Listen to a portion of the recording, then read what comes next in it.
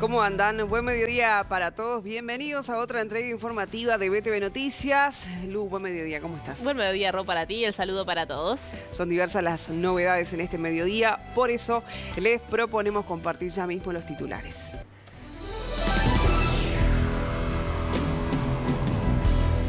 La oposición convocará al ministro de Educación y Cultura y al canciller por la puesta en pausa del convenio con la Universidad Hebrea de Jerusalén, móvil en vivo. La policía investiga por lavado de activos a la banda de los Suárez y varios allanamientos fueron a comercios vinculados con el Clane y a un estudio contable. Se espera una audiencia para esta tarde. El desafío de poner en orden las finanzas públicas, cuál es el plan del gobierno y qué tiempos maneja, columna de Federico Comesaña. La directiva de Nacional brindó una conferencia en la previa del encuentro ante Defensor Sporting.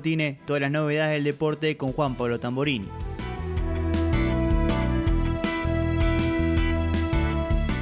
El ministro de Economía, Gabriel Odone, disertará este mediodía en un almuerzo de la Cámara Española. Y nos vamos por eso hasta el Radisson. Allí se encuentra Matías Garro, a quien ya saludamos. ¿Cómo estás, Mati? Exactamente, compañeras, gracias. El gusto de saludarlas a ambas, también a todos los televidentes. Estamos aguardando que comience esta actividad organizada por la Cámara Española de Comercio, Industria y Navegación, que como ustedes bien detallaban, estarán recibiendo como disertante al ministro de Economía, Gabriel Odone, un evento que se desarrolla en el ballroom del Hotel Radisson. Está dando inicio recién esta actividad. Vamos a intentar tener la palabra en pocos minutos del ministro de Economía. Mientras tanto, comentarles e informarles novedades de último momento. Se confirmó que el presidente de la República, Yamandu Orsi, estará viajando el próximo viernes en horas del mediodía rumbo a Bolivia para, participar de la asunción de Paz Pereira, quien, ganó las elecciones allí en Bolivia, poniendo fin al sector de Evo Morales. Están confirmados otros mandatarios que estarán viajando a Bolivia, por ejemplo, el presidente de Chile, el presidente de Paraguay y también Javier Milei estará viajando a Bolivia. Antes estará en los Estados Unidos participando de la American Business Forum.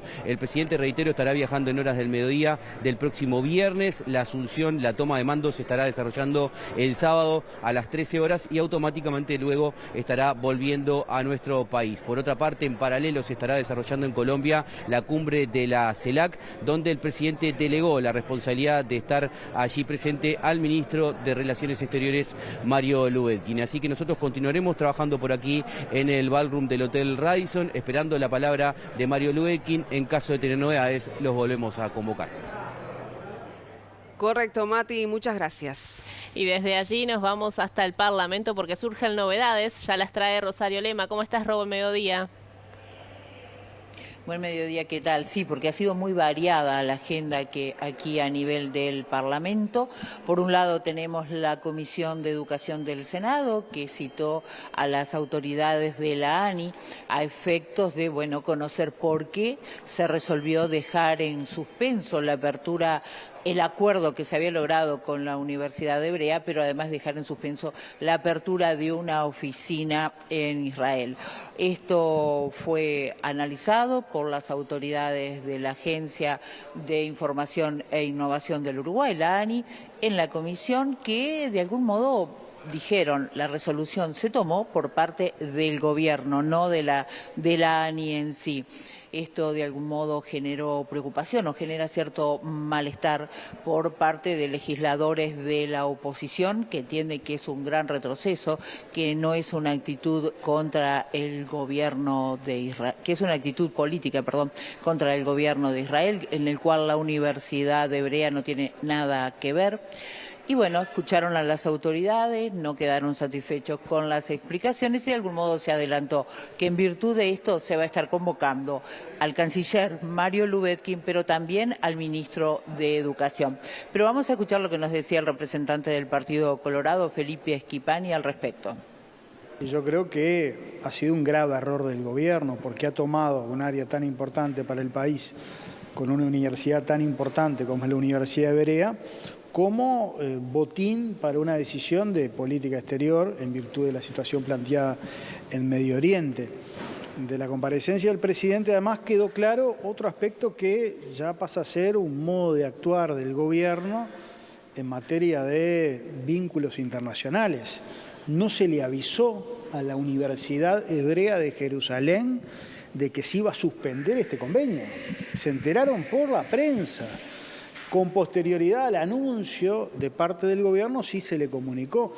Y yo creo que este es un precedente que, al igual que en el caso de Cardama, es muy malo, porque lo que se debería haber hecho en todo caso es haber tentado un acuerdo nuevo, una conciliación, una modificación.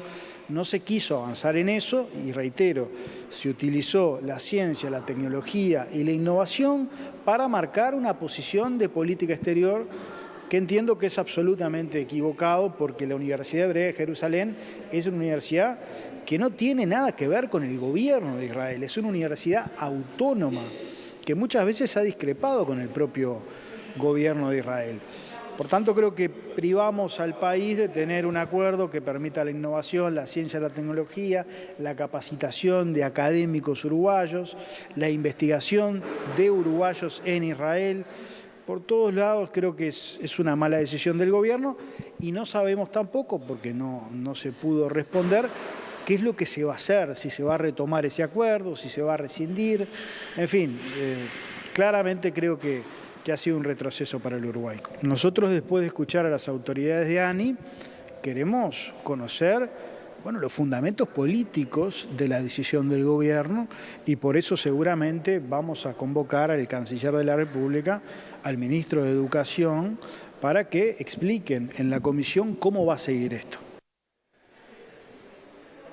Bueno, ahí teníamos entonces la palabra del senador Felipe Schipani hablando de la comparecencia de la ANI, lo que se va a hacer en virtud de la suspensión o dejar en suspenso este acuerdo con la Universidad Hebrea de Jerusalén. Ahora bien, como les decía, es muy intensa la actividad a nivel del Poder Legislativo. A esta hora están compareciendo las autoridades del INAU ante la Comisión de Presupuesto integrada con Hacienda de la Cámara de Senadores, que está precisamente discutiendo, analizando todo lo concerniente al presupuesto. Se aguarda que todavía continúe por espacios de algunas horas esta comparecencia, negociando lo que pueden ser los recursos para el instituto. También estaba previsto más temprano que compareciera el ministro de Economía o por lo menos las principales autoridades de la cartera ante la Comisión Especial de Frontera, cosa que no ocurrió. Y bueno, se continúa trabajando y aguardando lo que va a ocurrir en las próximas horas a nivel de la Comisión de Presupuesto. Bien, muchas gracias, Rosario, por toda la información. Nosotros desde aquí decimos que el informe técnico de la JUTEP afirma que el accionar de Álvaro Danza en la presidencia de ACE incurre en incompatibilidad. Este jueves la Junta se reunirá para tomar una posición final en este caso que ha generado un sinfín de acusaciones públicas.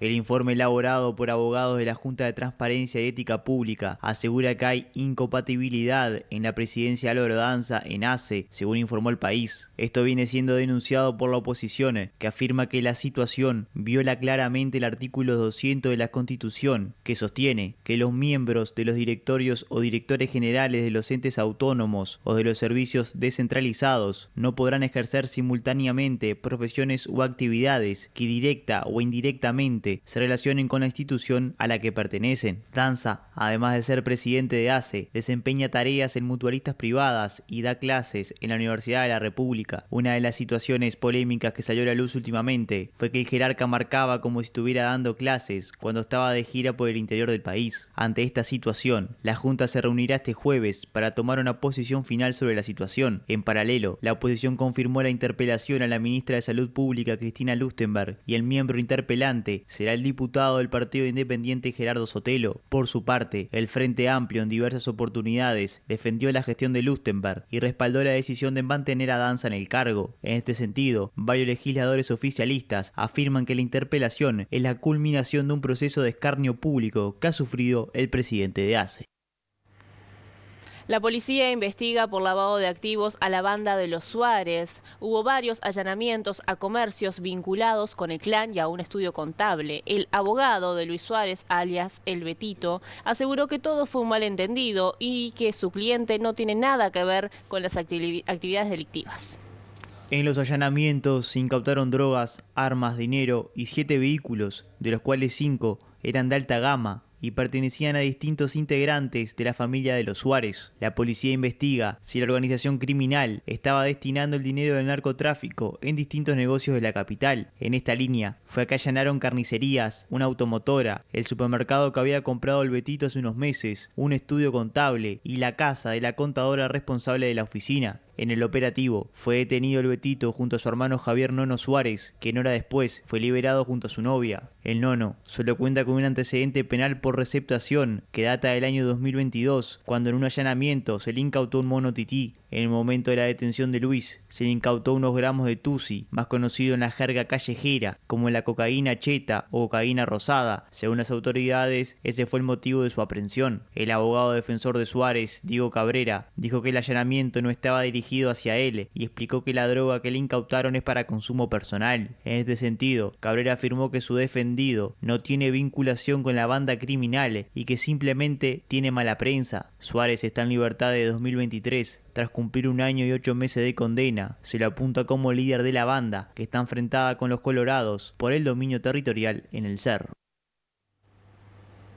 En otros temas, Ignacio Durán, abogado de uno de los jóvenes involucrados en el accidente de los Arrayanes del pasado domingo, se reunió este martes con el fiscal Jorge Vaz, encargado de la investigación, para conocer cómo se vienen desarrollando las indagatorias. Durán explicó que del examen toxicológico de su cliente se desprende que no estaba bajo los efectos de las drogas. De igual forma, están a la espera de los resultados de los análisis de la sangre para saber si había alcohol presente.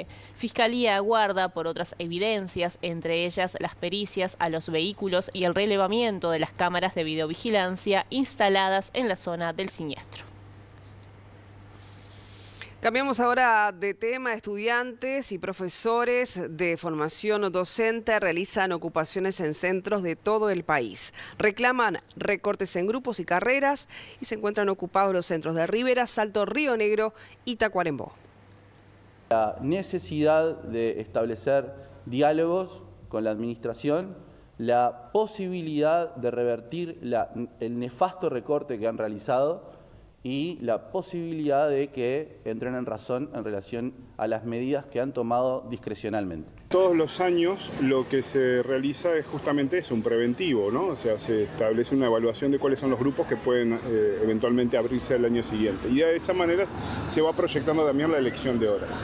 En esta ocasión, el preventivo que nos llegó, la información que nos llega directamente de las autoridades, es que se piensan cerrar un 42% de la totalidad de los grupos presenciales, lo cual es un disparate. Además de que nos enteramos de esa manera, no hubo una instancia de bipartita, no hubo una instancia previa de negociación, como corresponde de acuerdo a la ley 18.508 de negociación colectiva.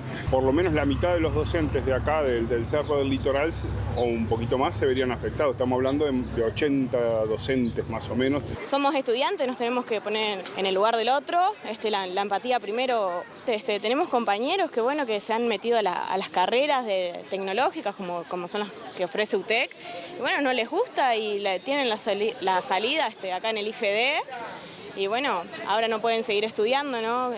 En mi caso, yo soy del interior también, no soy de acá, me queda más cerca. Y a veces no es fácil para las familias llegar a Freiventos, imagínense a Montevideo, ¿no? Justamente este año se empezó a cursar la Tecnicatura en Acompañamiento Pedagógico en Educación Inclusiva. Bueno, básicamente para aquellos niños o adolescentes que tienen diferentes condiciones, como a cualquiera le puede pasar, ¿no? Es una tecnicatura, se lleva a cabo en IFD, por lo que tengo entendido, en 4 departamentos actualmente, y bueno, justamente lo que se peligra es el recorte de esta carrera. Esta medida es un acto de protesta y sobre todo una llamada de alerta. La educación pública de calidad se defiende con hechos, con organización y con la voz de quienes la construyen cada día. Por su parte, en la Universidad de la República continúan las ocupaciones de las facultades de Humanidades, Química, Comunicación y Psicología. El rector de UDELAR, Héctor Cancela, se reunirá este jueves con el presidente de la República, Yamandu Orsi, en Torre Ejecutiva. Según el jerarca, es una instancia importante en la que le transmitirá al mandatario la voluntad de la universidad de estar al servicio del país, así como los reclamos de la universidad. El 19 de noviembre concurrirá una delegación de la UDELAR a la comisión del Senado que trata el presupuesto para plantear sus reclamos. En esa fecha se prevé una movilización de los sindicatos, tal como ocurrió en la misma comparecencia en diputados para intentar obtener más fondos.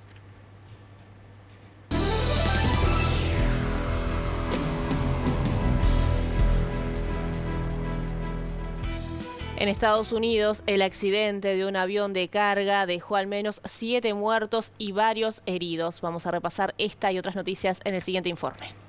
Un avión de carga se estrelló tras despegar del aeropuerto de Kentucky en Estados Unidos, causando la muerte de al menos 7 personas y dejando 11 heridos de diversa consideración. El avión explotó en llamas al impactar contra negocios cercanos al aeropuerto, generando una enorme columna de humo negro sobre la zona. La aeronave tenía como destino Hawái. El joven socialista Zoran Mamdani conquistó Nueva York con su promesa de cambio frente al presidente Donald Trump. El candidato demócrata de 34 años venció con el 50,4% de los votos y tras una fulgurante campaña que lo llevó a ser el primer alcalde musulmán de la ciudad y el de menor edad en un siglo. Mamdani desafió a Trump diciendo: Nueva York seguirá siendo una ciudad de inmigrantes y desde esta noche la gobierna un inmigrante. El Papa León XIV criticó el despliegue de fuerzas estadounidenses en el Caribe este martes, sin mencionar al presidente Donald Trump,